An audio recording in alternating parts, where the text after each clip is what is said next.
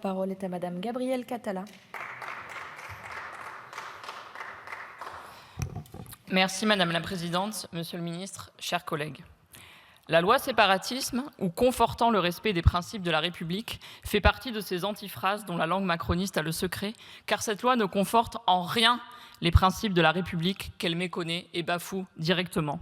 Aucune mesure de cette loi n'a conforté nos libertés, individuelles ou collectives, l'égalité, la fraternité, la laïcité, la démocratie, le caractère indivisible de la République et sa vocation sociale.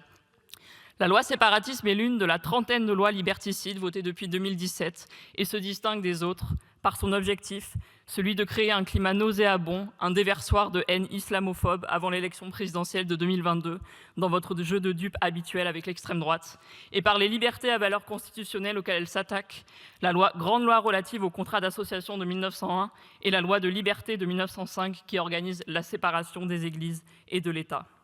Oui, la loi séparatisme n'a fait que nuire aux libertés associatives. Elle impose aux associations qui reçoivent des subventions un contrat d'engagement républicain servant à les mettre au pas, un contrat dénoncé par l'ensemble du mouvement associatif, qui est une menace pour les associations dont les activités militantes dérangent.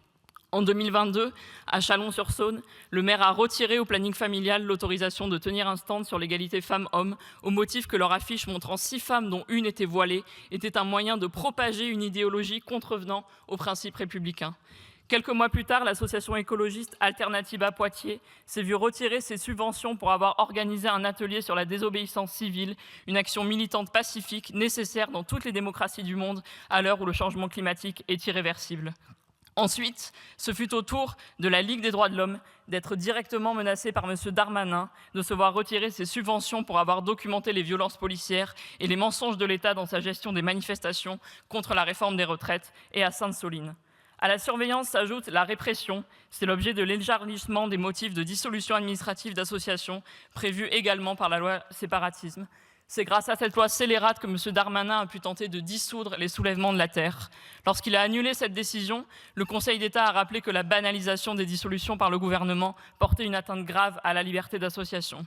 Depuis, des militants écologistes sont mutilés à vie et 4 mégabassines agricoles, dont celle de Sainte-Soline, ont été déclarées illégales par la Cour d'appel de Bordeaux. Quant à M. Darmanin, sa brutalité et sa méconnaissance totale des libertés fondamentales ont été récompensées par une nomination au ministère de la Justice. Que ce soit le contrat d'engagement républicain ou la dissolution d'associations, la dérive est si grave qu'elle inquiète jusqu'au Comité des droits de l'homme des Nations Unies, qui s'est dit vivement préoccupé par la situation et demande à la France de revoir ses dispositions. L'autre versant de la loi porte à la loi de séparation des églises et de l'État, c'est-à-dire à la laïcité. Faut-il vous rappeler que la laïcité française est une grande loi de liberté qui permet à chacun de croire ou de ne pas croire, qui laisse aux personnes privées la liberté d'organiser leur culte tant que cela ne trouble pas l'ordre public. Aimez-vous tant le concordat qu'il ne vous suffit pas de défendre celui d'Alsace modèle, mais que vous en étendez l'application de fait aux musulmans de France en vous improvisant organisateur d'un culte. La réalité, c'est que votre combat n'est pas pour la laïcité, car la vôtre est à géométrie variable, mais contre nos compatriotes de confession musulmane. Et lors des débats de la loi séparatisme en 2021, l'ensemble de nos propositions pour que la loi de 1905 soit renforcée et appliquée sur tout le territoire national ont été rejetées.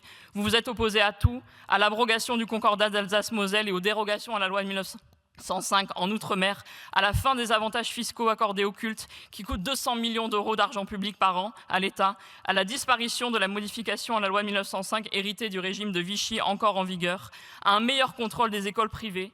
Que dire de votre inertie quand l'école privée sous contrat coûte à minima 12 milliards d'euros par an d'argent public et que des établissements séparatistes comme Stanislas, où la liberté de conscience est piétinée, où règne le sexisme, l'homophobie, des établissements qui violent toutes les obligations de la loi Debré, ne voient pas leur contrat d'association avec l'État rompu.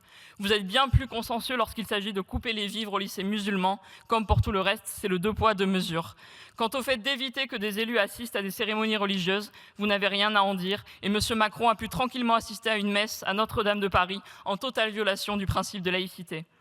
Les femmes musulmanes, elles, qui choisissent d'accompagner les enfants en sortie scolaire, qui ne sont pas des agents publics et ne sont donc pas soumises à l'obligation de neutralité, continuent à être sans cesse pointées du doigt par M. Retailleau. Voilà finalement ce qu'est votre loi séparatisme et l'entreprise de dislocation de la nation qu'elle a tenté d'entraîner, une addition de votre haine des musulmans et de la haine de l'opposition politique, caricaturée en islamiste et en gauchiste. Lorsque vous dissolvez des associations et groupements antifascistes, écologistes, antiracistes, vous pensez et agissez de concert avec l'extrême droite qui applaudit votre action et se félicite de la pente autoritaire à l'œuvre depuis 7 ans car elle en récolte les fruits. Finalement, votre vision du monde n'a plus grand-chose de républicaine, car la République, c'est la liberté, l'égalité, la fraternité, et non l'autoritarisme, l'arbitraire, la discrimination et l'exclusion.